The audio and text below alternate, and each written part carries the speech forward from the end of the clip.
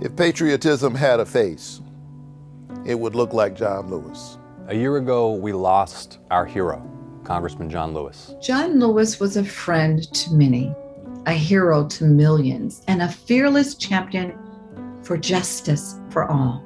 Congressman Lewis was a humanitarian, visionary leader, and a change agent whose fight for civil and voting rights has inspired people for generations. He was able to bring the light during the civil rights movement when he crossed the Edmund Pettus Bridge.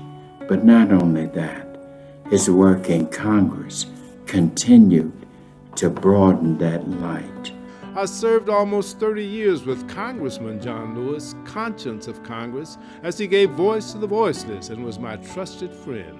The first piece of legislation that I ever worked on back in the early 90s was with Congressman Lewis. Legislation to allow residents of public housing to vote to ban guns.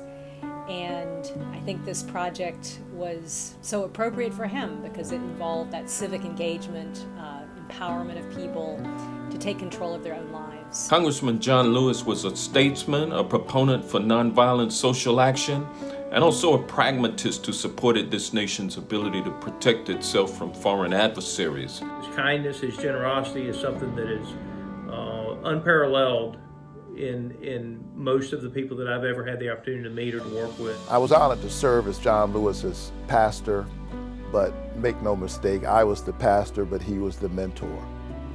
And he inspired me not only by his words, but most importantly, by his example. From his early days in Nashville fighting segregation and the freedom rides to his service in Congress, John Lewis set a great example for all of us. He was my friend.